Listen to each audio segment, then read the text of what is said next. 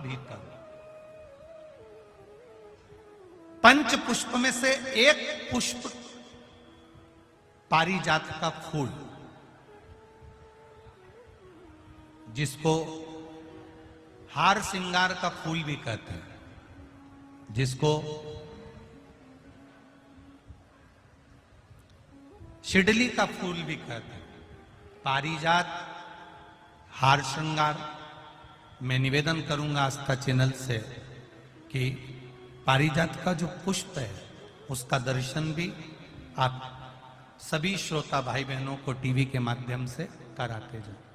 जितने लोग टीवी पर कथा सुन रहे हैं, जितने लोग फेसबुक यूट्यूब पर कथा सुन रहे हैं, वो भी इस पारिजात के फूल का दर्शन अवश्य करें। और एलईडियां लगी हुई हैं, उन पर भी आप आराम से पारिजात के फूल का दर्शन कर सकते हैं।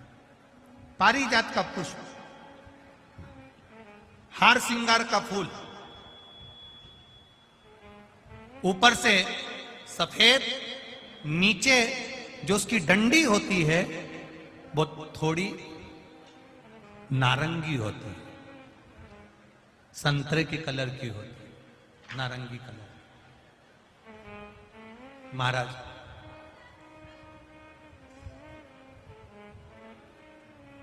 रात्रि में खिलने वाला ये फूल, रात्रि में जो फूल खिलता है ये पारिजात का, और हार श्रृंगार का जो ये पुष्प है, जिसको हार श्रृंगार भी कहते हैं, पारिजात भी कहते हैं, और कहीं कहीं इसको शिडली का पुष्प भी कहते हैं। ऊपर से सफेद होता है, नीचे उसकी जो डंडी होती है वो नारंगी कलर की होती है। शिव कथा कर रही है,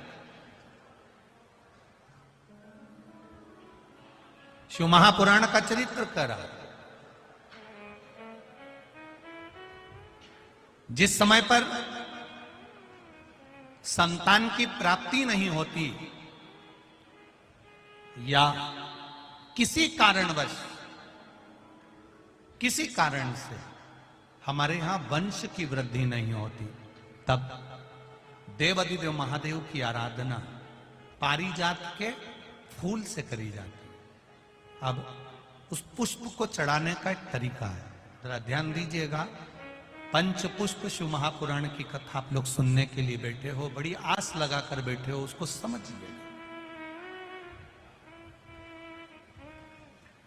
पारिजात का जो फूल शिव जी को चढ़ता है, भगवान देवाधिदेव महादेव को चढ़ता है, जैसे ये शिवलिंग है, मान लो ये शंकर भगवान का शिवलिंग है, ये जलाधारी है, ये जल नीचे गिरने का स्थान।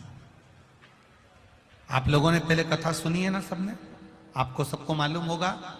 राइट में गणेश जी का स्थान, लेफ्ट में कार्तिकेय का स्थान, बीच में अशोक सुंदरी की जगह।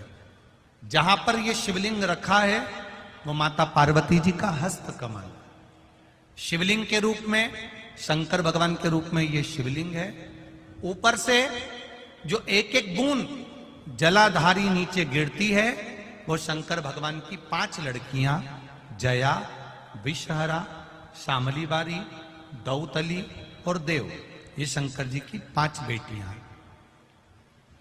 वंश वृद्धि के लिए, कार्य सिद्धि के लिए, वैभव प्राप्ति के लिए, या अपने हृदय की सुख समृद्धि के लिए, संतान प्राप्ति के लिए पारिजात, हार श्रृंगार के फूल की शिव जी को आराधना होती है।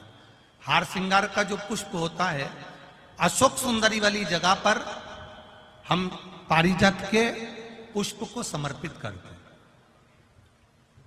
उसकी डंडी का जो मुख है वो शिवलिंग की ओर होता है जब हम अपना सुख सुंदरी पर चढ़ाते हैं, और फूल का मुख इधर होता है।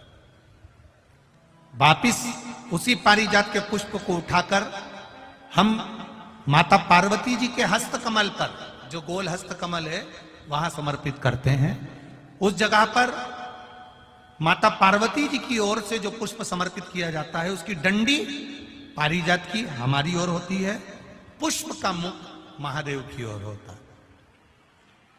तीसरी जगह जब हम पारिजात के पुष्प को अशोक सुंदरी पे से उठाकर जगत जननी के हस्त कमल पर रखते हैं, हस्त कमल पे से उठाकर देवादिदेव महादेव के शिवलिंग पर रखते हैं, उस समय पर पारिजात के पुष्प की डंडी शिवलिंग के ऊपर होती है और फूल का मुख अपनी ओर होता है।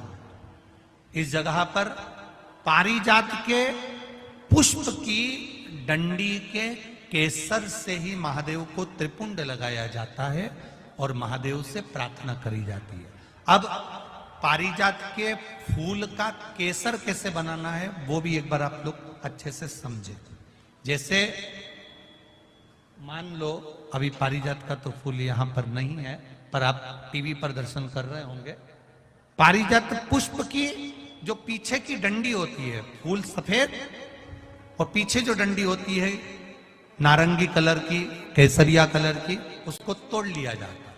तोड़कर ऐसी 25-50 फूल की पीछे की डंडी को तोड़कर उसको रख दिया जाता है। उसको धूप में नहीं सुखाते, केवल घर में उसको एक कटोरी में या थाली में रख दो, वो धीरे धीरे सूख जाएगा। सूखने के बाद उसको पीस लो, पीसकर उसका चंदन तैयार हो जाएगा पारिजात फूल की उस डंडी का। और जिस समय वंश के लिए, सिद्धि के लिए, कार्य सिद्धि के लिए या वैभव प्राप्ति के लिए हम पारिजात का पुष्प देवादिदेव महादेव को समर्पित करते हैं, उस समय इसी को पानी में घोलकर देवादिदेव महादेव को जब आप लगाएंगे तो जैसे केसर घुलती है, केसर का जैसे कलर होता है, केसर जैसी सुगंध करती है, वैसे की वैसे ही ये पारिजात की जो डंडी आप लोगों ने सुखाई है, वही डंडी का जो चंदन बनाया है, शिव जी को लेपन करा है, उस समय पर अपने हृदय की बात आपने जो देवादिदेव महादेव को कही है, बस वही सुगंध हमारे जीवन में आना प्रारंभ हो जाती है। वो पारिजात हार श्रृंगार। अब जरा ध्यान दीजिएगा, हार श्रृंगार के पुष्प, पारिजात का जो पुष्प है, सोमवार की अष्टमी पड़ने पर यदि हम देवादिदेव महादेव की पारिजात के फूल से आराधना करते हैं, स्मरण करते हैं, तो उसका फल भी हमें अधिक प्राप्त होगा। पारिजात का पुष्प, हम तो यहां तक कहेंगे अगर आपके यहां हार श्रृंगार का पेड़ लगा हो, पारिजात का पुष्प यदि आपके यहां होता हो, रात को खिलता है, सवेरे मिलता है, ऐसा पारिजात का अगर वृक्ष आपके यहां लगा हो तो प्रयास करना। 12 महीने शिवरात्रि आती है, बोलो आती कि नहीं आती? आती है ना 12 महीने। 12 महीने शिवरात्रि आती है। कैलेंडर पर एक गोला बनाकर रख देना कि हमको ये शिवरात्रि आई है, हर महीने की शिवरात्रि तुम्हारे ध्यान में रहेगी।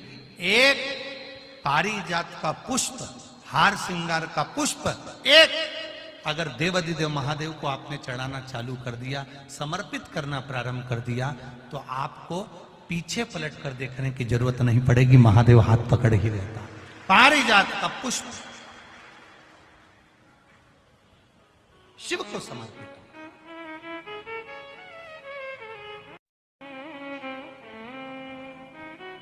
सफेद कलर का पुष्प है, आप टीवी पर दर्शन कर रहे होंगे। केसरिया कलर की, नारंगी कलर की उसकी डंडी है, भगवान शिव को समर्पित पारिजात।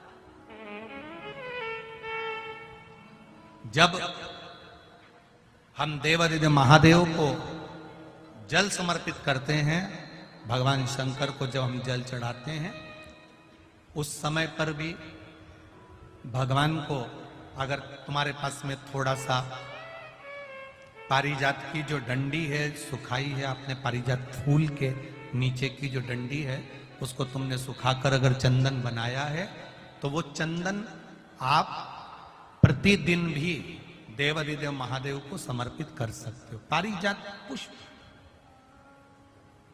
एक बात और हमारे स्मरण में रहे,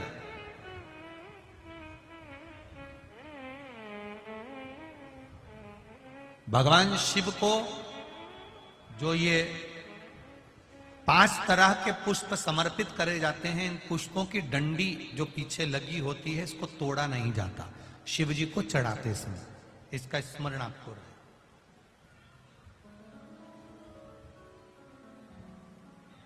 तीन शिवालय ऐसे हैं जहां पर पारिजात के पुष्प को